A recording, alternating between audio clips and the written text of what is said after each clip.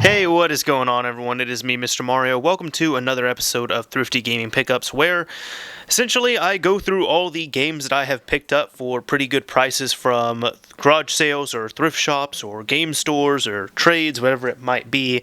And every single episode, as is the tradition, is co-hosted by my co-host. Come here, Lily. By this dog right here, Lily. This is my roommate. She's pretty cool. So what we're going to do is we're going to go through all the stuff I've gotten here, and we'll have a fun time with it as well, too. So let's focus in a little bit and get into this episode. Okay, Lily, you need to move. God, Lily, you need to lose some more weight. So first of all, I end up getting this stack of games right here at a video game shop. I was traveling and I went to a store that I normally frequent whenever I can. So I end up getting this stack here, and I'll just name off the prices. I'm talking through them. We got X-Men Legends on the original Xbox for $3.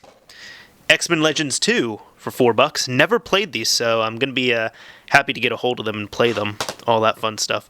Blood Rain, I surprisingly never owned this game, and I don't have the sticker on here with the price, unfortunately, but I'm pretty sure I paid $3 or $4 for this, so it wasn't too much.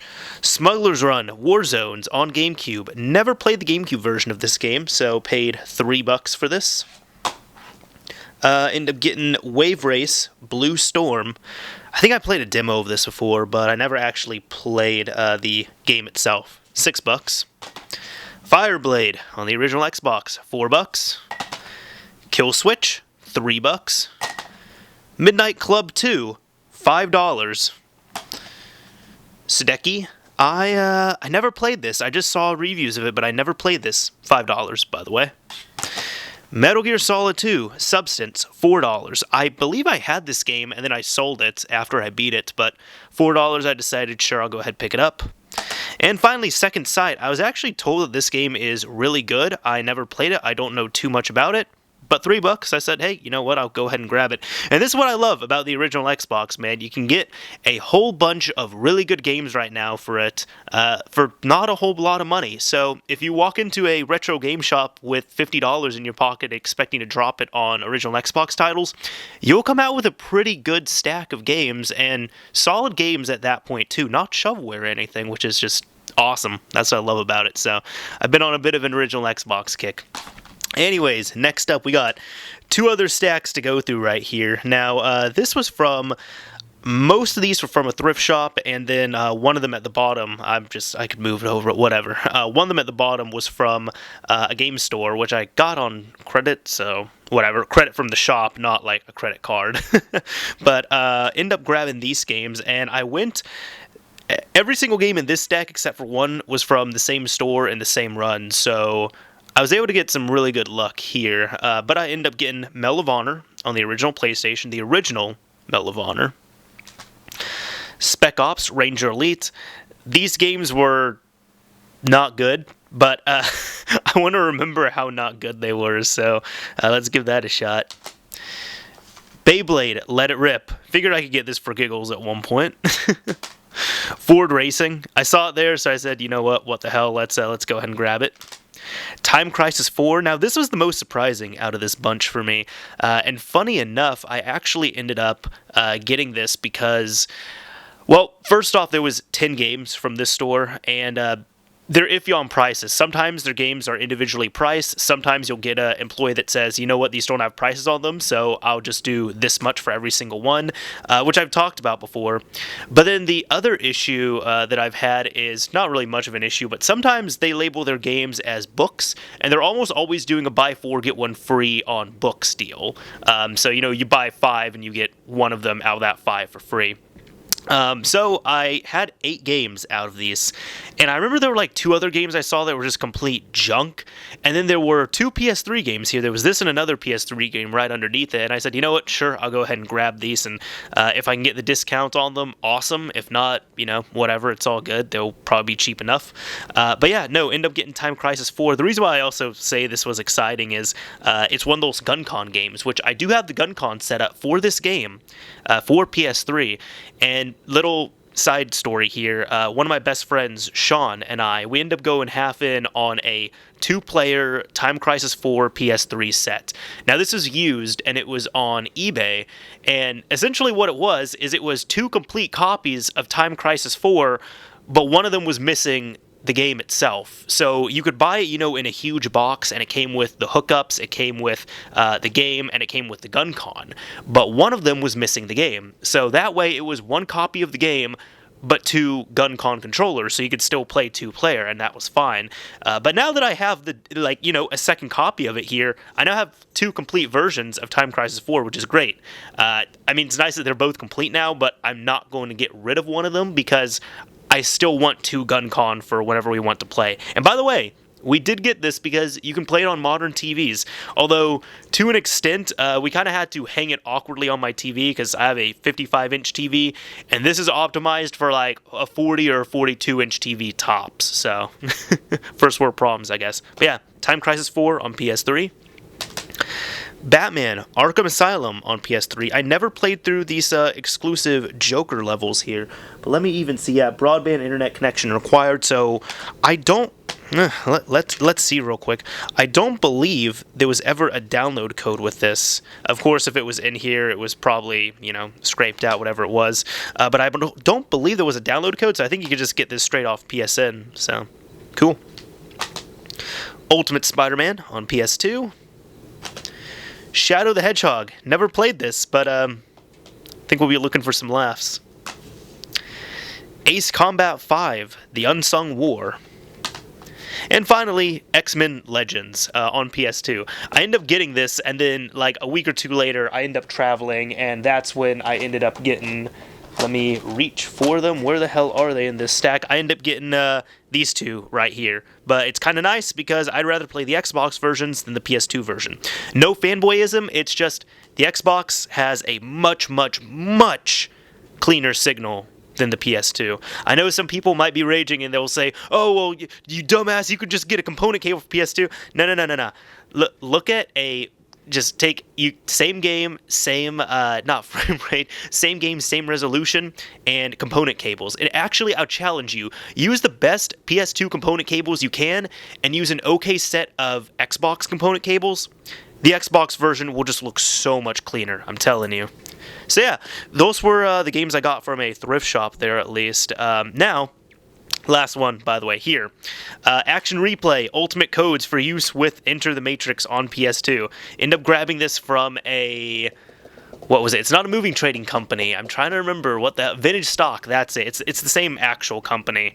But no, I end up going to Vintage Stock, and I end up trading something in that I got a few dollars for, and I saw this right there, and this was $1, and I kind of have a bit of a weakness for these miscellaneous game-specific cheat discs, so you can find them for like $1, $2, like no more than $3, I'd say. They used to sell these for like $6 or $10 back in the day, depending on where you went. Normally it was about $10 for this. But yeah, no, decided to grab this. I just found it in the bargain bin, 99 cents, and didn't have to pay anything for it out of pocket, so decided to grab that. As for all of these games here, this stack of games, as I said, I was not, unfortunately, so going back to the discount, unfortunately, I did not get the discount on it, and I asked about it, and they were like, oh, no, that's books. I'm like, so we got someone who knows what they're doing. All right, that's cool. And I don't mean that in a derogatory way. It's just prices change all the time with this store because I always talk with, like, no one's on the same page is what I'm trying to say.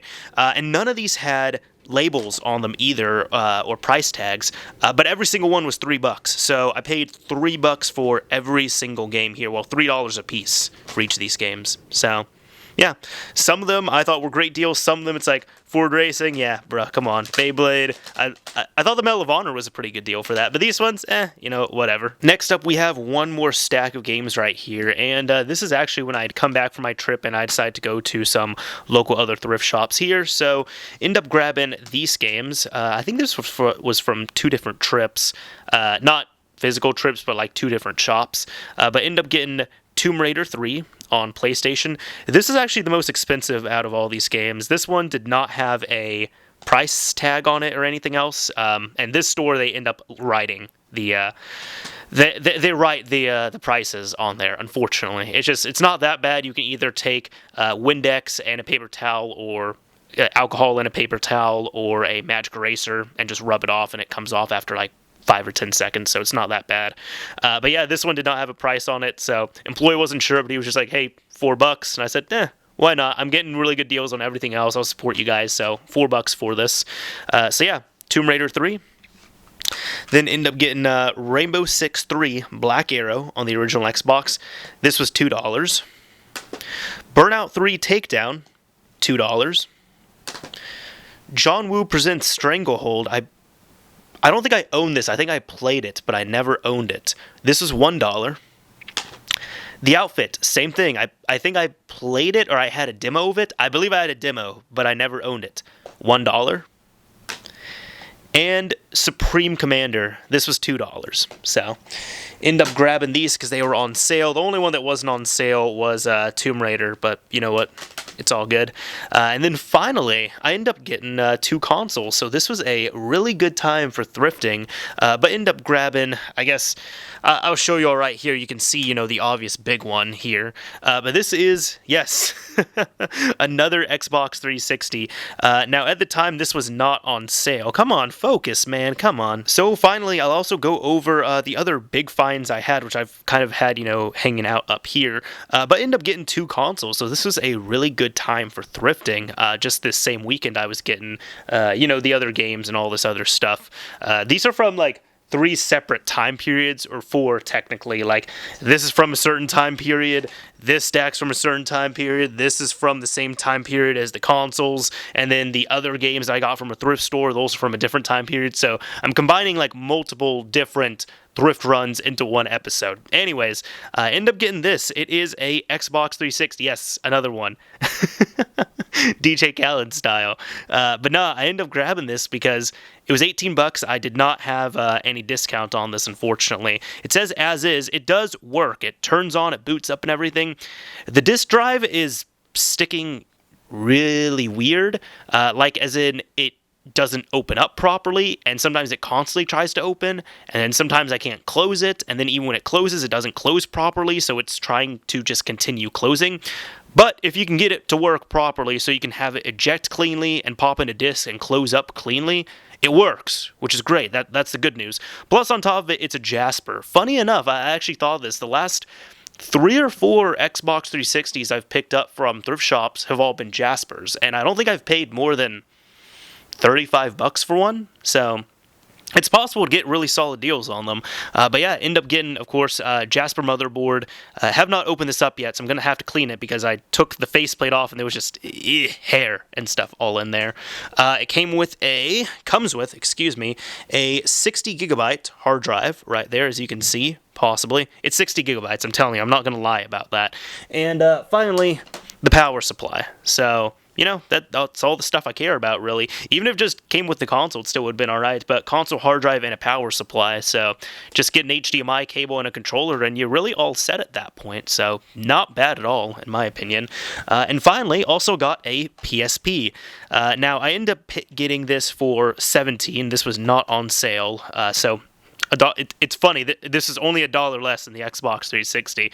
And some people might even say it wasn't worth it when I get into it. But here's the thing, I collect game systems. I have a very, very big soft spot for the PSP. I mean, people know I like the 360, but the PSP, that's something else there. That's something else. We're not going there. But no, I don't ever see PSPs in thrift shops. I never see them. I don't know what it is. I just never see them. I've seen Xboxes, PlayStations, PlayStation 2s, Xbox 360s, Wii's. Everyone has Wii's in their thrift shop. If you don't have Wii's in a thrift shop regularly, I mean, I don't know where you're living at. But getting into this here, the PSP. So I got excited because I kind of saw it just sticking like that. It was kind of just looking like that on the side. And I immediately knew what it was. So I asked if I could see it.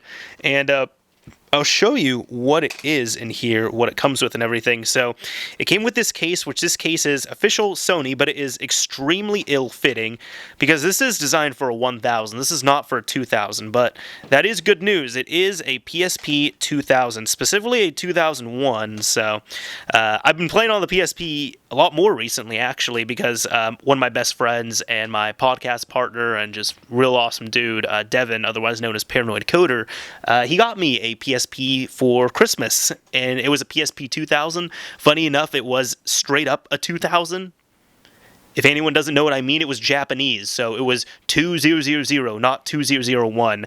But yeah, no, I had to mod it just to get used to, using X for accept instead of circle. But this thing is a actual 2001, which I did not own before.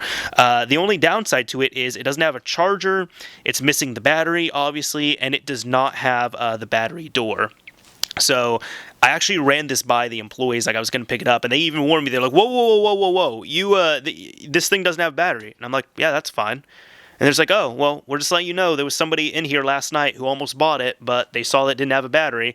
Whoever gave this to us, whoever donated it, they probably just, took the battery door off and ripped the battery out of there to keep it for their next system.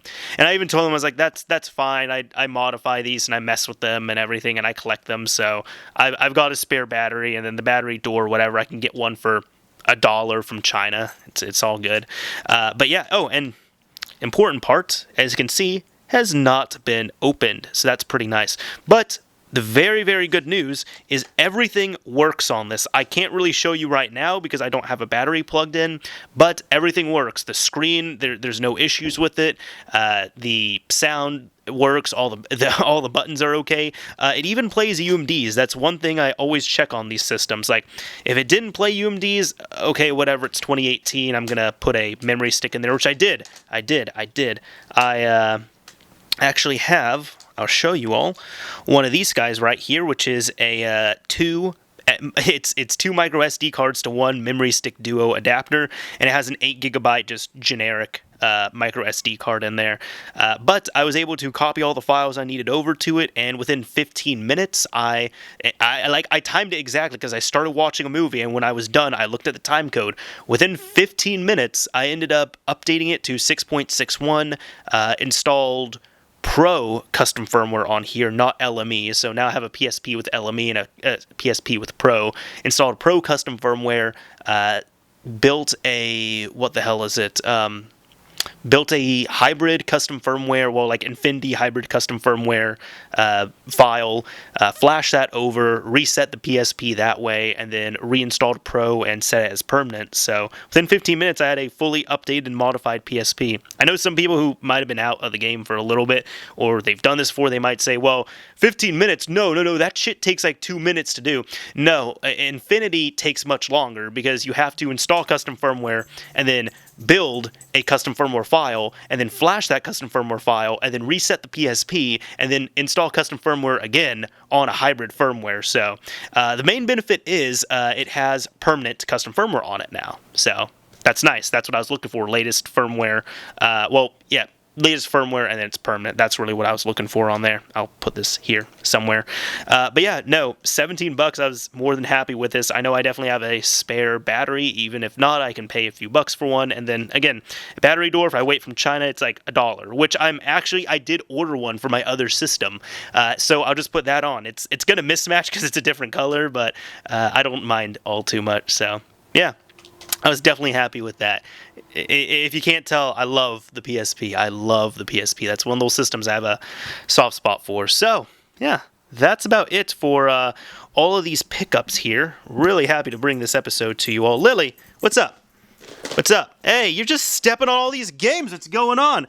All right, guys. This is Mr. Mario signing off. Thank you all for watching, everyone. This is Lily, obviously, who can't get out of my face.